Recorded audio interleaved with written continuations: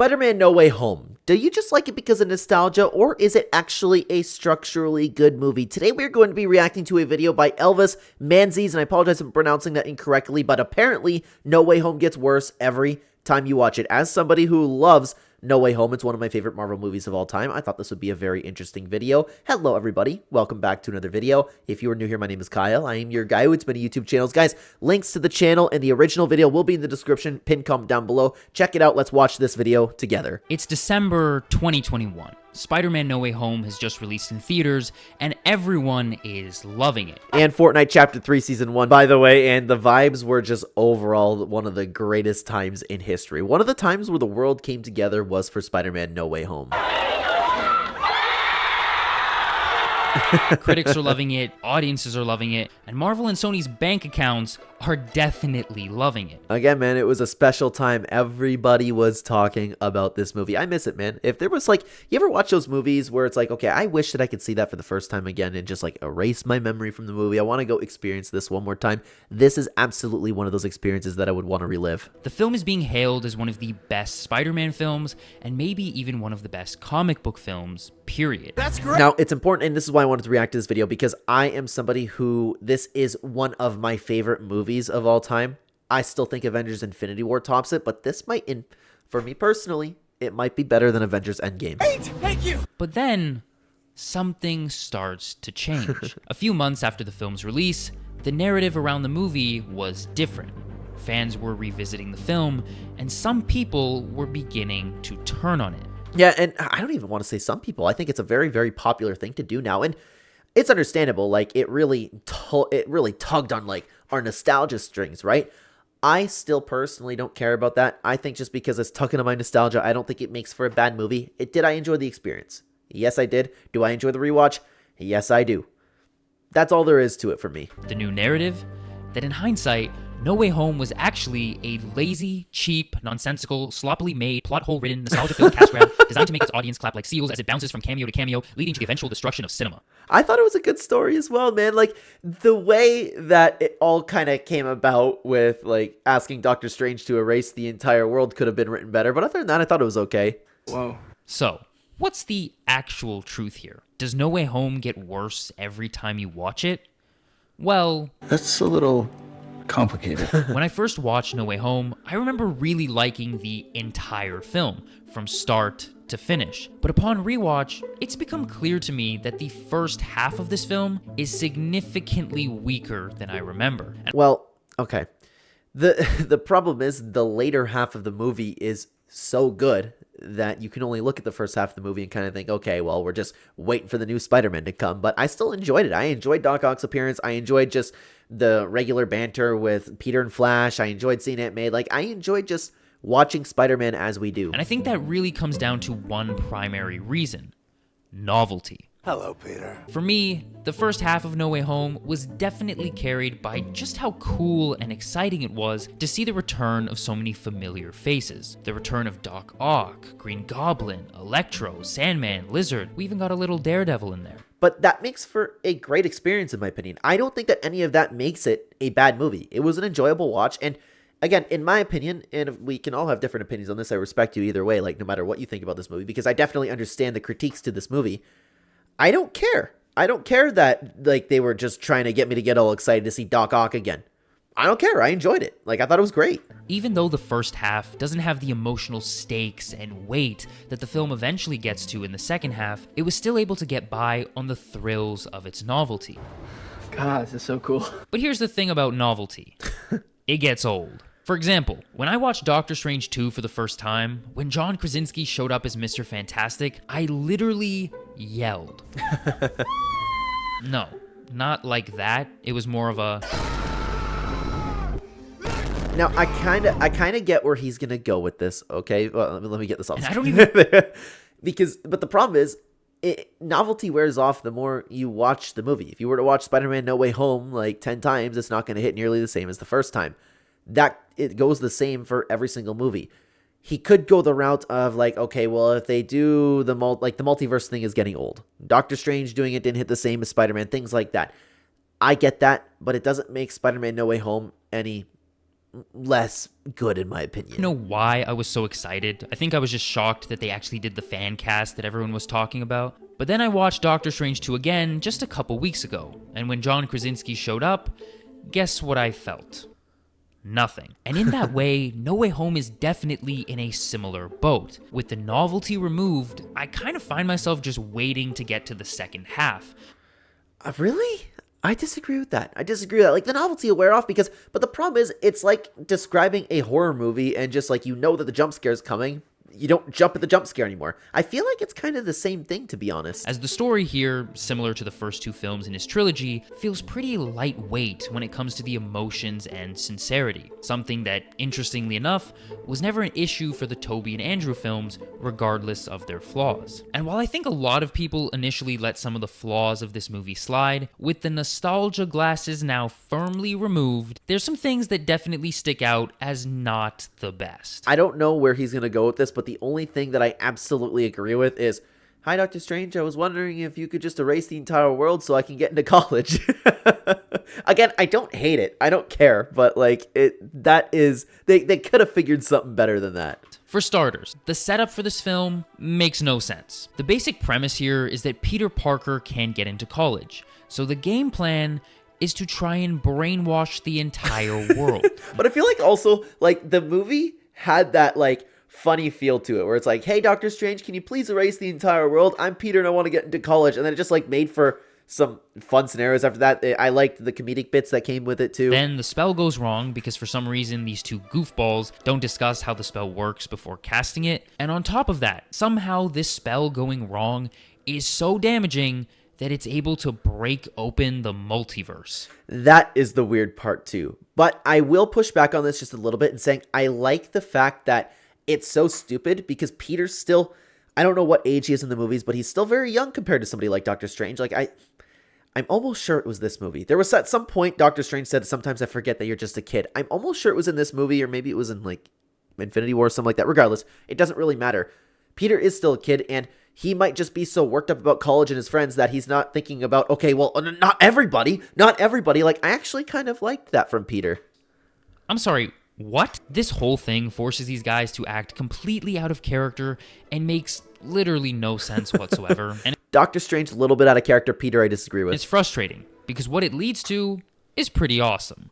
But how we get there is just kind of stupid. That you didn't even think to plead your case with them first before you asked me to brainwash the entire world? Now, on the other hand, But see, I just found it funny, and I just moved on. I understand that they could have figured something better out, and would I have liked it if they did? Yeah, but I still absolutely adore this movie. And though, credit where credit's due. I have to commend how the film incorporates the returning villains into the narrative. Their roles in this movie could have been just as cameos for the audience to marvel at. But instead, the movie finds a way to fit them into the character arc of Tom Holland's Peter Parker. Not only that, they almost had some character, not almost, they did have some character developments themselves. Like, they were actually, like, really, really solid characters. Focusing in on the fact that many of them are going to die as soon as they get sent back to their own universe, they actually become integral to Peter's journey of learning. With great power comes great responsibility. And I kind of like, too, that they twisted that over on Aunt May as well. He has the power, and in this movie, giving them a second chance is his responsibility. Now, real quick before we continue, if you like to read with your ears rather than your eyes, Audible had to do a little bit of a jump cut, didn't know that was coming. That's what you can get on this channel. Authentic reactions. Now let's talk about the second half of this film. As already mentioned, this is where the emotional stakes and weight really get to a level that we truly hadn't yet seen in any of the Tom Holland Spider-Man films. Yeah, it got really, really dark, really emotional. Aunt May's death, I know I'm going to hear it in the comments for this one. I know. I believe Aunt May's death with Tom Holland is the best character death from Spider-Man that's like, I'm talking about like the Uncle Ben's, okay? Like the great power versus great responsibility type thing. I think that was done the best. Better than any Uncle Ben. I know I'm probably going to hear about that one, but I wholeheartedly believe that. And it's why, for the most part, this half of the film has definitely aged better than the first. Oh, dude, Happy too. That piece with Happy talking to Spider-Man at the end. Oh, that hit hard too. Like, this movie, like, tugged on your heartstrings as well, dude. Because even with the novelty of seeing Tobey and Andrew again now gone, at its core, the story here is just a really compelling character arc and struggle for Tom Holland's Spider-Man. Agreed. The death of Aunt May and Peter's emotional journey that follows is Dude, like, and Tom Holland, I will sit down and also say that Tom Holland is one of the greatest actors of all time. The way that he can make his face right there, the way that he acts, the way that he brings emotions out. Like, I remember, like, I don't want to go, Mr. Stark, please, please, I don't want to go, I don't want to go. Like, he makes you fight back tears, this dude. One of the best actors of all time. truly great stuff. Also, just seeing Goblin be Goblin is pretty awesome. Him too. Now, without question, the scene that got the biggest reaction in theaters was the return of Tobey and Andrew. Sorry, just Toby makes me laugh. Like, all of the memes, man. Like, they even talked about his back. Like, this movie was, like, amazing, dude. But in retrospect, I actually think the highlight of their arrivals is what comes next. Tobey and Andrew coming through the portals is cool, don't get me wrong. But once you know that it happens, it never quite hits you as hard as it did the first time. But that goes with anything, though. That goes with anything in any movie ever. Like, it was something huge. It blew your expectations away. That's what it was supposed to do, and it did its job phenomenally. Like, to be honest with you, if you wanted to talk about, like, okay, they wouldn't want these two Spider-Man to come into a dining room or a kitchen or whatever they did, I'll hear you out there, but they accomplished their goal. You can take, like, any movie scene ever, any character death, I don't care what it is, in any series ever. The same logic applies. Like, yeah, obviously it's not going to hit the same. You've already seen it. The next scene, however, is a perfect example of what does. The three Spider-Man standing on the roof together, talking about death, grief, and dealing with loss absolutely holds up. It does, but you know what? I would also argue that the others hold up too. Like, I still get, like, I still get that warm feeling inside every time I watch No Way Home, and I've only watched No Way Home a handful of times, but every time that I have seen it, I still get that nice, like, fuzzy feeling inside when Tobey and Andrew pop out, like my childhood walking out of that portal, you know? Like, it doesn't hit the same as it did in the theater, but it's not supposed to. It's impossible. My Uncle Ben was killed. It was my fault. I lost Gwen by, And man, Andrew did such a good job in this as well. she was my MJ. This scene is just as good on your 10th viewing of the film as it was on the first, because it's not built on novelty. It's simply great writing and character work. That's most of the movie, to be honest with you. Instead of just treating these older Spider-Men as spectacles for the audience to clap and cheer at, the movie sets them up as older brother figures, and they're pivotal in helping to guide this younger version of themselves on his journey. I kind of feel like this movie, this video is kind of arguing my point here, where yes, it is better. But I know the title's like, apparently No Way Home gets worse every time you watch it. I disagree with that. But, with all that being said, it's not perfect. Take the scene at the Statue of Liberty, where the three Spider-Men stand around talking about their powers and what villains they fought, and just generally goofing around. I loved that, though. I loved that. Talking about, like, my back, talking about, like, where your webs come from. That was great. On rewatch, I didn't feel like it really held up all that well. Yeah, it's like, just this my scene back. is pure fan service, and when viewed in isolation, can be a lot of fun. But in the context of the movie, I'm not sure it really fits. I disagree with that completely. I think it fits perfectly. I love that they dove into meme culture with this. I love that they brought the funny moments back, and I love how they constantly turned it from, like, goofy to fun to serious. Like, I thought it was just great writing all around. I don't see a problem with fan service. This was fan service done perfectly. Like, the scene played very well in theaters, because again, just seeing the three of them on screen together was so fresh and exciting. Okay, I'm sorry. I know what I'm about to say has nothing to do, but I've remembered what I wanted to talk about earlier. I wanted to bring up this point. You know how people talk about, like, how, you know, as you rewatch things, the novelty doesn't necessarily hit the same? I think it just goes to show when we talk about these things how much Attack on Titan legitimately stands out. I'm not going to spoil for anybody who hasn't watched, but that has so much rewatch potential because of all of the secrets, all of the background dialogue, everything to do with that show. You can watch it for the first time and have a whole brand new experience, man. Like, I think it just goes to show what a phenomenal series that is. But on rewatch, This whole conversation just feels tonally out of place. Like this kid's aunt, basically his mother, just died. And ever since then, the film has been in this pretty somber, emotional, serious state. And then we have this scene, which feels more like a parody of these guys rather than how they would actually be talking to each other. That's a good point. That's a good point. Unfortunately, I don't know if this is a good point. Like, comment down below if I'm just talking out of my butt over here, if this sounds dumb, but I just think it worked. It flowed well. I didn't question it. I liked it, and I haven't thought about it until this video. Each other in such a situation. You are amazing. I can say that. You are amazing. Thank you, yeah, Will thanks. you say it? Does it just come out of your wrists, or does it come out of anywhere else? It feels more like a bonus deleted scene, and when revisiting the film, I kept thinking that perhaps it shouldn't have been in here. Oh, no way. Like, I get the argument, okay? And if you want to, like, for just straight up storytelling purpose, if you want to get rid of it for that reason, I'll hear you out, but I still think it is better left in. Keep playing devil's advocate with myself, the movie also offers some more genuinely great moments that do hold up for Andrew and Toby. Like the scene of Andrew catching MJ is more than just fan service. Dude. That was actually my biggest gripe with the movie. That is actually, like, this scene should have been so much longer and dragged out. That was that's actually my biggest problem with the movie. That this scene was too short. But, oh, I wanted to tear up watching it. Really works on multiple levels. It works as a form of redemption for him not being able to save Gwen all those years ago, and it also fulfills his role in this story by preventing this other version of himself from having to experience the same loss. Yep. I just don't want you to end up like me. And for Toby, getting to stop Tom from murdering Goblin is another great, satisfying choice. Honestly, like, beyond satisfying. Beyond. The whole story for this movie, besides the way they got there, that one I kind of agree with, but again, I still would say that it works. I still would say that this was a phenomenally written movie. It's a full circle moment as he's finally able to save Norman, something he wasn't able to do in his universe, and he prevents this other version of himself from committing the same mistake that he made. I hunted down the man who I thought did it. I wanted him dead. I got what I wanted. It didn't make it better. And so all of this has aged very well. I also don't really see how that wouldn't make you feel better, to be honest with you. But you know what? I've never been in that position. Okay, I've never been in that position. You know what hasn't?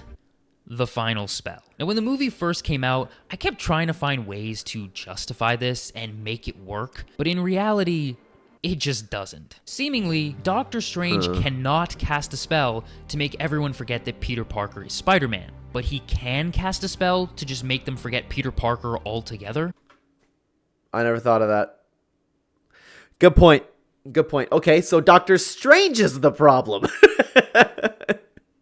Yeah, that's a good point. That's a good point. How does that make any sense? And it's frustrating because, once again, just like the setup for this movie, it's kind of nonsensical. But what it leads to is pretty awesome. By way of this spell, the movie basically resets MCU Spider-Man. Yep, and it tugs on your heartstrings just as much as when he died in Infinity War 2. Like, this, it's incredible because this movie was so good. It was so hype. It was so goofy at the beginning. It was fun. We saw all our favorite villains. You saw phenomenal storytelling. You saw the Spider-Man together. Happy, sad, people die.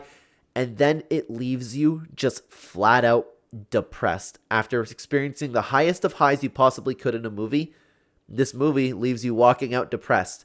It comes full circle, and I thought this was a near perfect movie. You pointed out the Doctor Strange thing at the end. I never thought about that. I don't know if anybody else did, but I never thought about that personally.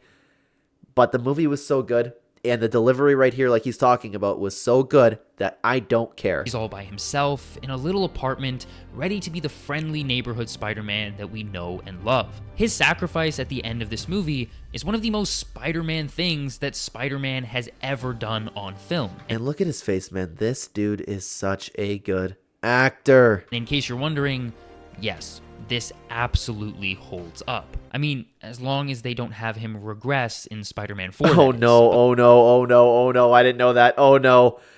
But that's a problem, man. So many movies now are trying to capture that same thing that Spider-Man did, but they're not written to the same level as Spider-Man No Way Home. Spider-Man No Way Home had this idea and they wrote it to be a fantastic movie. Now, the MCU and honestly other IPs are just trying to do the same thing, capture that same feeling, but they're not bothering to write the same level of compelling story that Spider-Man No Way Home had.